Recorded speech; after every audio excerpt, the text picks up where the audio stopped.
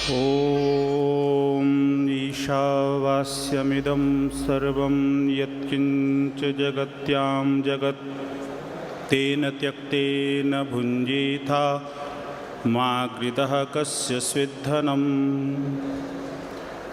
हमारे इस पावन पवित्र महासमारोह में अपने आशी राशि से पूरे समारोह को अभिषिक्त कर रहे मेरे पूज्यपाद गुरुवर्य स्वामी ऋतस्पति जी महाराज और समस्त संन्यस्त वृंद, इस कार्यक्रम को अपने विशेष स्नेह और प्रेम से पूरित कर रहे महामहिम महोदय और प्राण के रूप में इस समारोह में उपस्थित हमारे आज के अध्यक्ष महोदय, समस्त विद्वज्जन, अतिथिवृंद, दूर सुदूर स्थानों से समागत अभ्यागत महानुभाव, श्रेष्ठ श्रोताओं, मातृशक्ति, जिसके प्रेम पाश में बंध करके आप सबके साक्षात्कार करने का सुअवसर मिला।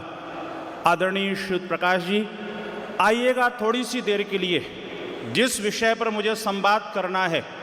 आर्यो, थोड़ा सा मन आपका चाहूँगा और आपको विश्वास दिलाता हूँ, जो नियुक्त समय है उस समय में आपके मन को सुमन बना करके मैं आपको वापस करने का प्रयास करूँगा। मैं निवेदन करना चाहूँगा, देश की स्वतंत्रता और सामाजिक सुधार में आर्य समाज की जो विशिष्ट भूमिका थी उस पर अगर हम दृष्टिपात करने का प्रयास करें तो ये निश्चित बात है कि आर्य समाज के जहाँ एक हाथ के अंदर वेद प्रेम था तो दूसरे हाथ के अंदर राष्ट्र प्रेम था। और राष्ट्र प्रेम होता क्यों ना, प्रत्येक आर्य दिन में 2 बार अधीनस्याम सरदा सतम की भावना से ओतप्रोत होता है। प्रत्येक आर्य ऋषि के उस मंतव्य से मनुष्यई द्वाभ्याम प्रयोजनाभ्याम प्रवृतव्यम, मनुष्य को 2 प्रयोजनों के साथ में जीना चाहिए, एक विद्या की वृद्धि करना और चक्रवर्ती आदि साम्राज्यों की स्थापना करना।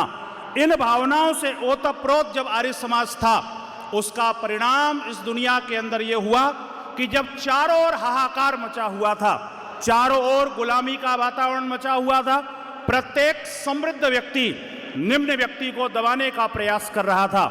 कमजोर को जिस समय दबाया जा रहा था, भारतवर्ष की भूमि पर अनेकों वर्षों से गुलामी की जंजीरों से भारतवर्ष जकड़ा हुआ था। उस समय जब किसी के मन के अंदर ये स्वप्न में भी बात नहीं थी अंग्रेजों के शासन को समाप्त किया जा सकता है, उस समय मेरे ऋषि ने एक अलख जगाई। और अलख ऐसे जगाई, मेरा ऋषि ये जानता था केवल और केवल एक काम से काम नहीं चल सकता है, हाथ जोड़ने से भी काम नहीं चलेगा और केवल मार से भी काम नहीं चलेगा। इसलिए ऋषि के विशेष व्यक्तित्व को देखिए, आर्य समाज के समस्त क्रियाकलापों को देखिए। इस देश की स्वतंत्रता के अंदर 2 प्रकार के लोगों ने काम किया। एक को हम नरम दल के नाम से जानते हैं, एक को हम गरम दल के नाम से जानते हैं। जिस समय नरम दल के नेता को आप तलाशेंगे तो महात्मा गांधी मिलेंगे, महात्मा गांधी के गुरु को आप तलाशेंगे, गोपाल कृष्ण गोखले मिलेंगे, गोपाल कृष्ण गोखले के गुरु को तलाशेंगे, महादेव गोविंद रानाडे मिलेंगे, महादेव गोविंद रानाडे के गुरु को तलाशेंगे, महर्षि देव दयानंद सरस्वती मिलेंगे। अगर आप गरम दल को देखिए, गरम दल के नेता को अगर आप तलाशेंगे, वीर सावरकर आपको मिलेंगे, वीर सावरकर के गुरु को आप तलाशेंगे, श्याम जी कृष्ण वर्मा मिलेंगे, और श्याम जी कृष्ण वर्मा के गुरु को अगर आप तलाशेंगे तो महर्षि देव दयानंद सरस्वती मिलेंगे। ऋषि ये जानते थे जब लात की जरूरत होगी तब लात चलेगी और जब बात की जरूरत होगी तब बात चलेगी। ये अहिंसा और हिंसा की परिभाषा नहीं होगी कि कोई एक गाल में झापड़ मारे तो दूसरे गाल को आगे कर दे।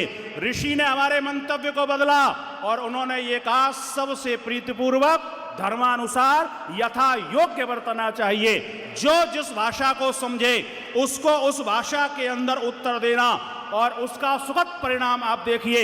1857 की क्रांति के बाद में जब लगभग 3 लाख अंग्रेजों को काटा गया और महारानी विक्टोरिया के जब पैर कांप गए तो महारानी विक्टोरिया ने एक श्वेत पत्र जारी किया और उन्होंने कहा, चिंता करने की कोई बात नहीं, भारत की जितनी प्रजा है हम उससे मातृवत प्रेम करेंगे, जैसे कोई पुत्र का संरक्षण उसकी माता करती है। अब कोई बात नहीं, कंपनी का शासन समाप्त होगा और अब हमारा शासन चलेगा। हमारे नेताओं के आंखों में पट्टियां डल चुकी थी और उन्होंने ये कहा था अब माता का शासन चलेगा, अब चिंता की कोई बात नहीं।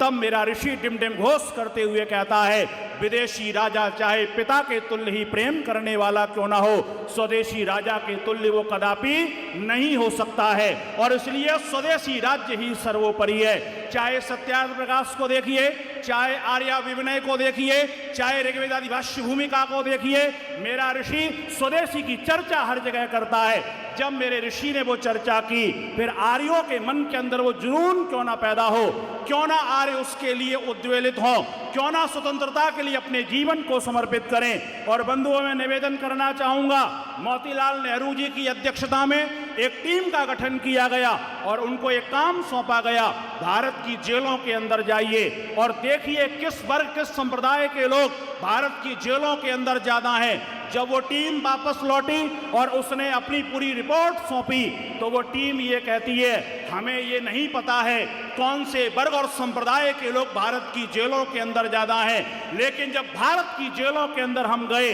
तो वहां हमने ये देखा कि जो वहां क्रांतिकारी लोग हैं, उनके बिस्तर पर सबसे ज्यादा मिलने वाली अगर कोई पुस्तक थी तो उसका नाम सत्यार्थ प्रकाश था।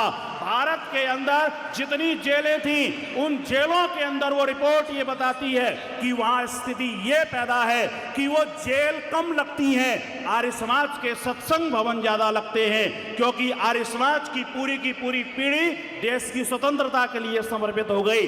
बंधुओं, मैं निवेदन करना चाहूंगा आपसे, डॉक्टर एंडी वेस्टन ने एक जगह लिखा कि भारत के अंदर स्वाधीनता का अगर कोई मंदिर बनाया जाएगा और उस मंदिर में सर्वोपरि ऊंची मूर्ति अगर किसी की हो सकती है तो महर्षि देव दयानंद सरस्वती की हो सकती है। मैं निवेदन आपसे करना चाहूंगा, माइकल ओडवार्ड ने लिखा कि यद्यपि पंजाब के अंदर पंजाब की जितनी जनसंख्या है, उस जनसंख्या में आर्यों का प्रतिशत केवल 5% है। आर्य लोग उस जनसंख्या में केवल 5% हैं, लेकिन वो कहते हैं आजादी के आंदोलन के अंदर राजद्रोह करके जेलों के अंदर बंद होने वाले 95% लोग आर्य समाजी हैं। ये आर्यों का बृहत बलिदान देश की स्वतंत्रता के लिए है। मैं निवेदन करना चाहूंगा कि ये स्थिति क्यों पैदा हुई, क्योंकि ऋषि दयानंद ने अपने हृदय के अंदर पूरे देश को बसा करके रखा था। उनके अनुयायी चाहे लाला लाजपत राय हो, स्वामी श्रद्धानंद जी हो, परमानंद जी हो, हरदयाल जी हो, अजीत सिंह जी हो, श्यामजी कृष्ण वर्मा हो, स्वतंत्रतानंद जी हो, मदनलाल ढींगरा हो, सरदार किशन सिंह हो, भगत सिंह हो, राम प्रसाद बिस्मिल हो, इंद्र विद्या वाचस्पति हो और स्वामी श्रद्धानंद जी का पूरा परिवार आप देख लीजिए। पीढ़ी की पीढ़ी पूरी की पूरी बलिदान उन्होंने देश की आजादी के लिए किया। लेकिन दुख उस समय होता है जिस समय आजादी के आंदोलन की चर्चा होती है और वहां ऋषिवर देव दयानंद और आर्य समाज की आजादी में योगदान पर कोई भी बोलने को तैयार नहीं होता है। तो किसी व्यक्ति की, किसी एक लेखक की पंक्तियां स्मरण होती हैं, तमाशा करने वालों को क्या खबर, हमने कितने तूफानों को पार करके ये दिया जलाया है। उनको नहीं पता है कि कितना बलिदान आर्य समाज ने अपना समर्पित देश के लिए किया और इस देश को स्वतंत्रता की इस स्थिति पर पहुंचाया। क्योंकि ऋषि दयानंद और आर्य समाज का ये मानना था कि इस देश को अपने हृदय के अंदर हम बसा करके घूमते हैं। एक कल्पनाकार ने कल्पना की कि एक बार मोम और बत्ती दोनों की आपस में चर्चा हो रही है, तो मोम ने बत्ती से एक प्रश्न पूछा कि बत्ती एक बात बताओ, दोनों की आपस में चर्चा चल रही है, बत्ती ये पूछ रही है मोम से, जलती मैं हूं, पिघलती तू क्यों है, तू क्यों पिघल रही है, मैं जल रही हूं। तो मोम ने उसको उत्तर दिया, देख बत्ती, जिसको हृदय में बसा लिया जाता है ना, उसका जलना भी नहीं देखा जाता है। आर्य समाज देश के लिए इसलिए समर्पित है क्योंकि देश को अपने हृदय के अंदर बसा करके घूमता है। आर्य समाज की ये परिकल्पना है कि ये देश फिर से उसी स्वर्णिम युग के अंदर स्थापित हो जिस देश के लिए कभी ये कहा जाता था ये विश्व गुरु है, जिस देश के लिए कहा जाता था ये सोने की चिड़िया है। जिस देश के लिए ये कहा जाता था यहाँ गौतम और कणाद जैसे दार्शनिक तत्वों के जाता हुए, जिस देश के लिए कहा जाता था मर्यादा पुरुषोत्तम रामचंद्र और योगीराज कृष्ण जैसे लोग पैदा हुए, जहां ब्रह्मा से लेकर के जैमिनी पर्यंत कितने ही ऋषियों की परंपरा जिस देश के अंदर हुई, उस देश को फिर से श्रेष्ठता और उच्चता के शिखर पर पहुंचाने के लिए आर्य समाज ने जो अपना बलिदान प्रदान किया, वो बलिदान अपने आप में अद्भुत है। अगर सामाजिक दायरों को हम देखने का प्रयास करें, देश को स्वतंत्र कराना एक विषय था, स्वतंत्रता के उपरांत में जो सामाजिक गतिविधियां पूरे के पूरे देश के अंदर चल रही थी, जो कि प्राचीन परंपरा के बिल्कुल विपरीत थी, चाहे आप जन्मगत जाति को देखें, चाहे छुआछूत को देखें, जो एक बार हमारे पास से चला गया फिर लौटने का कोई स्थान नहीं था। शुद्धि का आंदोलन चला करके आर्य समाज ने फिर से उस परंपरा को स्थापित किया। आप देखें, स्त्री और शूद्रों को जहां पढ़ने का अधिकार नहीं था, आर्य समाज ने उस अधिकार को स्थापित किया। और मैं निवेदन कर दूं, अगर आज भी आप देखने का प्रयास करें तो सारी धरती के अंदर 2 अरब 30 करोड़ आपको ईसाई दिखाई देंगे। नारी शिक्षा की बात सब कोई करता है, नारी के उत्थान की बात सब कोई करता है, लेकिन किस मानसिकता से ग्रसित पूरा समाज है।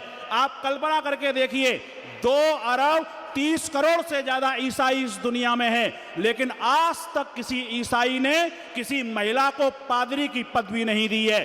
पूरी दुनिया के अंदर 1.5 अरब से ज्यादा मुसलमान हैं, आज तक किसी महिला को मौलाना नहीं बनाया गया।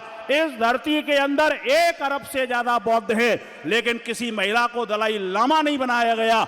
इस पूरी धरती के अंदर आप देखने का प्रयास करें, लगभग 1 अरब से ज्यादा हिंदू हैं, आज तक किसी महिला को शंकराचार्य की पदवी नहीं दी गई। लगभग 76 लाख से ज्यादा यहूदी इस धरती के अंदर हैं, किसी भी यहूदी ने रवाइब की पदवी आज तक किसी महिला को नहीं दी। ये आर्य समाज और ऋषि दयानंद की देन है कि महिलाएं यहाँ वेद की विदुषी हैं, गुरुकुलों की आचार्या हैं, ऊंचे ऊंचे पदों पर बैठी हुई हैं। ये केवल और केवल आर्य समाज सोच सकता है। मैं निवेदन आपसे करूं, चाहे स्वदेशी की बात हो, चाहे शिक्षा की बात हो, चाहे ढोंग पाखंड के नाश की बात हो, चाहे सच्चे ईश्वर की स्थापना की बात हो, चाहे वृद्धों की सेवा की बात हो, चाहे पशुओं के संरक्षण की बात हो, चाहे गायों की रक्षा की बात हो, चाहे वृक्षों औषधि वनस्पतियों की रक्षा की बात हो, इस दुनिया के अंदर जहां जहां अन्याय दिखाई देता है, इस दुनिया के अंदर जहां जहां कमी दिखाई देती है, इस दुनिया के अंदर जहां जहां विकृतियां दिखाई देती हैं, वहां पर आपको आर्य समाज खड़ा हुआ मिलेगा। आप अनुभव करके देखिएगा, जिस समय गोरक्षा के लिए आंदोलन किया गया और 1927 से लेकर के 1963 तक कितने ही आंदोलन आर्य समाज ने किए। अश्लील साहित्य के विरोध में 1968 के अंदर आर्य समाज ने एक भयानक आंदोलन किया और अश्लील साहित्य को समाप्त करने का प्रयास किया। चाहे कश्मीर के जो वहां से आए हुए लोगों की सुरक्षा की बात हो, चाहे निजाम हैदराबाद की बात हो, किसी भी चीज को आप देखिए, आर्य समाज आपको हर जगह खड़ा ही मिलता है। और मैं निवेदन करूंगा, जो मेरे लिए नियुक्त समय लगभग होने जा रहा है, बस आपसे चलते चलते यही कहूंगा कि अतीत भी हमारा महान था, भविष्य भी महान है। संभाल सके संभाल लो जो वर्तमान है। अगर वर्तमान को हम संभाल लेंगे तो हमारा सब कुछ अच्छा है और ईश्वर की कृपा से समृद्धि भी हमारे पास में है, संस्थाएं भी हमारे पास में है, कार्यकर्ता भी हमारे पास में है, योग्यता भी हमारे पास में है। 150 वर्ष के इस उपलक्ष्य में प्रत्येक आर्य अपने जीवन के अंदर एक संकल्प ले, मैं जीऊंगा तो आर्य समाज के लिए जीऊंगा और मरूंगा तो आर्य समाज के लिए मरूंगा। मैं निवेदन आपसे कर दूं, आर्यो आपने जीवन के अंदर भवनों के लिए बहुत जी लिया, आर्यो आपने अपने जीवन के अंदर धन ऐश्वर्य संतानों की स्थापना करने के लिए बहुत जी लिया, आर्यो आपने अपने जीवन के अंदर समृद्धि और जीवन के अंदर सब चीजें उन्नत करने के लिए बहुत जी लिया। अब तनिक आर्य समाज के लिए जी करके देखिए, तनिक प्रेम करके देखिए अपने समाज से, और समाज से प्रेम आपका तब होगा जब आर्ष परंपरा को आप अपने जीवन के अंदर स्थापित करेंगे, अपने प्राचीन ग्रंथों का संरक्षण करेंगे, अपनी विद्याओं का संरक्षण करेंगे, कोई नहीं पूछेगा आगे आने वाली पीढ़ी हमने कितने भवन बनाए, पर यह जरूर पूछा जाएगा कि आपके पास में साहित्य की उन्नति कितनी है, आपके पास में कितने बड़े बड़े विद्वान होंगे। इसलिए हम कोशिश ये करें इस संकल्पना के साथ में कि जब उठेंगे तूफान बन करके उठेंगे। अभी हमने उठने की ठानी नहीं है और केवल इतना करना पड़ेगा, शौक ए शहादत को क्या कहिए, हमने हथेली में अपना सर ले लिया है और मौत से हम कब तक डरेंगे। हमने कातिलों के मोहल्ले में घर ले लिया है, कातिलों के मोहल्ले में घर लेकर के प्रत्येक आर्य को सिर पर कफन बांध करके अपने वैदिक धर्म की उन्नति के लिए लगना पड़ेगा। आप सबको इस विशेषतम कार्यक्रम की मैं समस्त विद्वज्जनों की ओर से बहुत शुभकामनाएं प्रदान करता हूं। ईश्वर हमारे इस जोश को और हमारी इस उन्नति को और उन्नति प्रदान करे और आयोजकों को बहुत बहुत शुभकामना देता हूं कि ईश्वर इनको शक्ति सामर्थ्य दे, जिससे वैदिक धर्म के लिए समर्पित होकर के अपने जीवन के अंदर विशेष बने रहें। हमारे आदरणीय विनय जी खड़े हो गए हैं और जब कोई भगाने वाला आ जाए तो समझदार आदमी को पहले ही भाग जाना चाहिए। आपका बहुत बहुत धन्यवाद, बहुत बहुत आभार।